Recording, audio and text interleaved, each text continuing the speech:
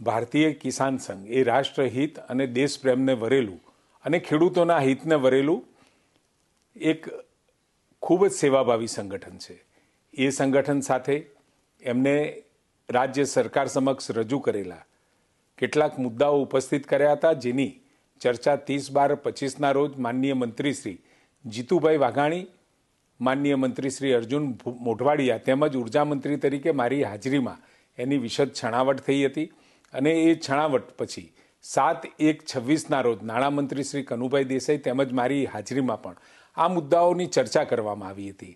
અને final concluding બેઠક 8/1/26ના રોજ યોજાઈ હતી, જેમાં કેટલાક મુદ્દાઓ અંગે સહમતિ સધાઈ હતી. અને એ સહમતિના સંદર્ભે એક સંકલન બેઠક બોલાવી સંકલન સમિતિની રચના કરી માનનીય જીતુભાઈ વાઘાણીના અધ્યક્ષતામાં. અને એ બેઠકમાં માનનીય નાણામંત્રી શ્રી કનુભાઈ, માનનીય અર્જુનભાઈ મોઢવાડિયા અને ઉર્જા મંત્રી તરીકે મારી હાજરીમાં એ મુદ્દાના સકારાત્મક જે સૈદ્ધાંતિક સ્વીકાર કર્યો છે એને અમલમાં લાવવા માટેની એક બેઠક કરવામાં આવશે. અને બેઠક કરી અને મુદ્દાઓનું નિરાકરણ કરવામાં આવશે. કિસાન સંઘ તરફથી પણ માનનીય જગમલભાઈ, માનનીય આર.કે. પટેલ, માનનીય સામળભાઈ, માનનીય ભૂરાભાઈ, ડૉક્ટર દાદા લાડ અને અમૃતભાઈ પટેલની હાજરી હતી. અને મને આનંદ છે કે ખેડૂતોના હિતમાં અને ગુજરાત અને દેશના હિતમાં એમને જે આ નિર્ણય લીધો છે એને હું આવકારું છું.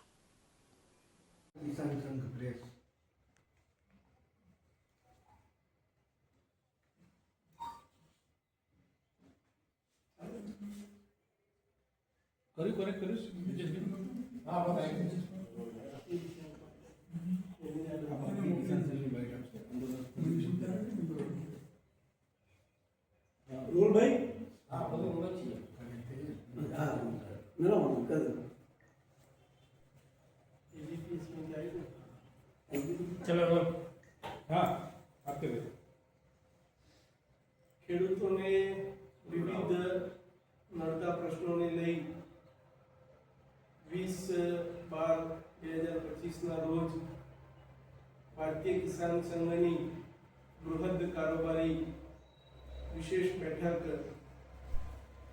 ભારતીય કિસાન સંઘના કાર્યાલય મળી હતી, જેના અનુસંધાને 12/1/2026ના રોજ ગાંધીનગરની અંદર ચલો ગાંધીનગરના નારા સાથે શક્તિ પ્રદર્શનનો કાર્યક્રમ નિશ્ચિત હતો. ભારતીય કિસાન સંઘ હર હંમેશ રાષ્ટ્રહિત સર્વોપરી માને છે. સંજોગો વસાત જે જગ્યાએ સરદાર પટેલના સાનિધ્યમાં એકત્રિત થવાનું હતું ત્યાં નજીકમાં મહાત્મા મંદિર ખાતે જર્મનીના વાઇસ ચાન્સલર શ્રી, જર્મનીના ચાન્સલર શ્રી અને દેશના આદરણીય વડાપ્રધાન નરેન્દ્રભાઈ મોદીનો કાર્યક્રમ પણ ત્યાં નિર્ધારિત થયો. ગુજરાતભરથી ભારતીય કિસાન સંઘના આહવાન ઉપર ભારતીય કિસાન સંઘના ઋષિતુલ્ય કાર્યકર્તાઓની તનતોડ મહેનતના આધારે ગુજરાતની અંદર 70,000થી પણ વધુ ખેડૂતો એકત્રિત થવાના હતા. રાજ્યના પોલીસ વડા અને જિલ્લાના પોલીસ વડા ડીઆઈજી સાહેબે ભારતીય કિસાન સંઘનો પણ સંપર્ક કર્યો કે ભાઈ કાયદો અને વ્યવસ્થાની પરિસ્થિતિ ત્યારે અન્ય રાજ્યના વડાઓ આવતા હોય ત્યારે પ્રોટોકોલ અલગ હોતો હોય છે. એના અનુસંધાને વાટાઘાટો થઈ અને એમને પણ કીધું કે આ કાર્યક્રમ જો તમે સ્થગિત રાખો તો કાયદો અને વ્યવસ્થાની પરિસ્થિતિ જળવાઈ રહે. કિસાન સંઘને ચોક્કસ માંગણીઓના આધાર પર શક્તિ પ્રદર્શન કરવાનું હતું. એ માંગણીઓ પણ સરકારશ્રીના ધ્યાને હતી.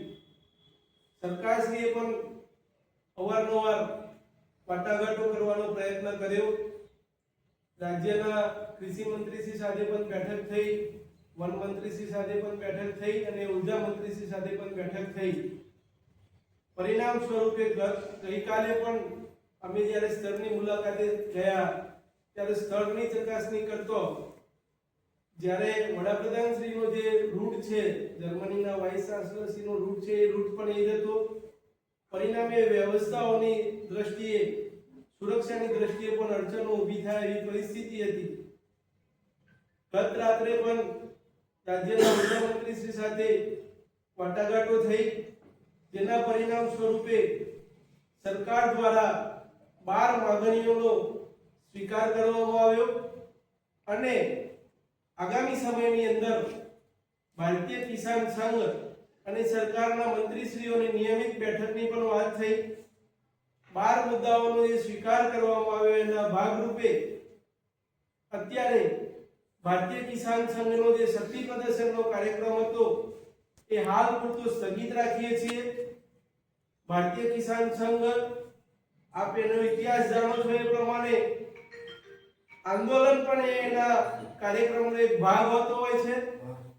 સરકારો દ્વારા જ્યારે પણ ક્યાંક ખેડૂતોની માંગણીઓને અનદેખી કરવામાં આવે અથવા એનો સ્વીકાર કરવામાં ના આવે ત્યારે ભારતીય કિસાન સંઘ હર હંમેશા એના કાર્યક્રમો આપતું હોય છે. એની રીતિ નીતિ છે કે પહેલા પત્ર વ્યવહાર થાય, મુલાકાત થાય અને મુલાકાતની અંદર જો વાત ના સ્વીકારાય તો ભારતીય કિસાન સંઘ આંદોલન કરતું હોય છે. એટલે અત્યારે કાર્યક્રમ મોકૂફ રાખ્યો છે. આવનાર સમયની અંદર ભારતીય કિસાન સંઘ દ્વારા જે કંઈ પણ પ્રશ્નો રજૂ કરવામાં આવ્યા છે એ પ્રશ્નોની અંદર સરકાર દ્વારા હકારાત્મક અભિપ્રાય, હકારાત્મક વલણ દાખવ્યું છે અને આગામી સમયની અંદર સરકાર અને કિસાન સંઘ સાથે બેસીને પ્રશ્નો ઉકેલાશે એવી વાતનો પણ સરકાર દ્વારા, રાજ્યના માનનીય મુખ્યમંત્રીશ્રી દ્વારા પણ હકારાત્મક અભિગમ દાખવતા અત્યારે રાજ્યની કાયદો અને વ્યવસ્થાની પરિસ્થિતિ જોતા હાલ પૂરતો ભારતીય કિસાન સંઘે 12 મુદ્દાનો સ્વીકાર કરતા ભારતીય કિસાન સંઘનો શક્તિ પ્રદર્શનનો કાર્યક્રમ મોકૂફ રાખેલો છે. આપના માધ્યમથી રાજ્યના તમામ ખેડૂતોને, રાજ્યના મારા ઋષિતુલ્ય કાર્યકર્તાઓને ભારતીય કિસાન સંઘ ગુજરાત પ્રદેશ પરિવાર એમનો આભાર વ્યક્ત કરે છે કે આપની તાકાતના આધાર ઉપર સરકાર દ્વારા આપણા 12 મુદ્દાઓનો સ્વીકાર કરવામાં આવે છે. આગામી સમયની અંદર પણ આપણે જે કંઈ પણ લેખાજોખા કરતા હોઈએ છીએ એ તમારા બધાની તાકાત ઉપર કરતા હોઈએ છીએ, ઋષિતુલ્ય કાર્યકર્તાઓની તાકાત ઉપર કરતા હોઈએ છીએ. તો આગામી સમયની અંદર પણ જો આ રીતે આપણે એકત્રિત રહીશું તો ખેડૂતો માટે કશું જ અશક્ય નથી. એટલે આપણા માધ્યમથી મારા વાલા કાર્યકર્તા બંધુઓ અને ખેડૂત મિત્રોને વિનંતી છે કે જો એક થઈશું તો કાયમ આપણા પ્રશ્નોનો નિકાલ આવશે. એટલે આવનાર સમયની અંદર પણ આપણી જે નિત્ય સિદ્ધ સ્થાયી ચાલતું આપણું સંગઠન છે એની પરંપરાના ભાગરૂપે તમામ કાર્યકર્તાઓ આ રીતે જે રીતે તમે કામે લાગ્યા છો એ જ રીતે કામે લાગતા રહીએ તો આપણી સમસ્યાઓનું ચોક્કસ નિરાકરણ આવશે.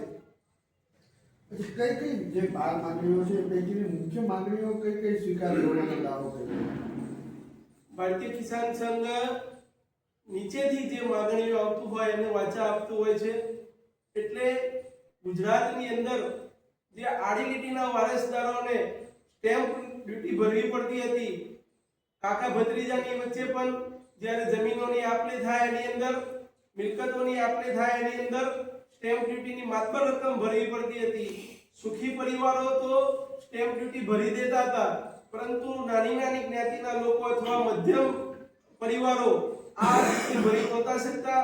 વારંવાર ભારતીય કિસાન સંઘ સમક્ષ આ માંગણી આવતી હતી તો સરકાર દ્વારા સહર્ષ સ્વીકાર કરવામાં આવે છે કે આવા લોકોને સ્ટેમ્પ ડ્યુટીમાંથી મુક્તિ આપવામાં આવશે.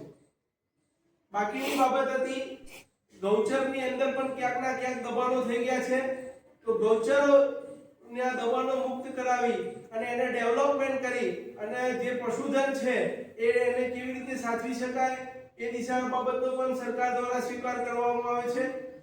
ખેતીની અંદર ડ્રીપ ઇરિગેશન પર ડ્રોપ મોર ક્રોપની જે વાત છે તો સરકાર દ્વારા એની અંદર પણ 90% સબસિડી સરકાર ડ્રીપ ઇરિગેશનની અંદર પણ આપશે, એનો પણ સરકાર દ્વારા સ્વીકાર કરવામાં આવે છે. વીજ પોલ બાબતે અત્યારે ખૂબ મોટા કાર્યક્રમો ચાલી રહ્યા છે. ખેડૂતો પરેશાન થઈ રહ્યા છે. ક્યાંક ખેડૂતોને વળતર ઓછું પણ પડી રહ્યું છે. ખેડૂતોને પૂરતું વળતર અપાવવું એ પણ ભારતીય કિસાન સંઘ સમક્ષ માંગણી આવતો ભારતીય કિસાન સંઘે કચ્છ જિલ્લાની અંદર પણ કાર્યક્રમ કર્યો હતો. પરિણામે સરકારને ચોક્કસ કહેવામાં આવ્યું છે કે આ બાબતે ચોક્કસ નીતિ બનાવવામાં આવે અને રાજ્યભરમાં એક જ નીતિ અમલ કરવામાં આવે જેથી ખેડૂતોની અંદર વાલા દવાલાની નીતિ ના થાય અને પરિણામે એક સરખું વળતર મળે જે તે જગ્યાના જંત્રીના અને વાણિજ્યના ભાવના આધાર પર કે જે તે જગ્યાની વેલ્યુએશન છે એ વેલ્યુએશનને ધ્યાને રાખતો દરેક ખેડૂતોને એનું વળતર મળે, જેથી કરીને ખેડૂતોમાંથી કકડાટ દૂર થાય અને જે તે કામ પણ ઝડપ થાય. તો વીજળીનું પરિવહન પણ ગુજરાતની અંદર બધા લોકોને અને દેશભરની અંદર પણ બધા લોકોને સમયસર મળી રહે. તો એ બાબત પર હતી. રાસાયણિક ખાતરોની અંદર પણ આપણા આગામી સમયમાં તમારા બધાના માધ્યમથી જોયું છે કે ક્યાંક ના ક્યાંક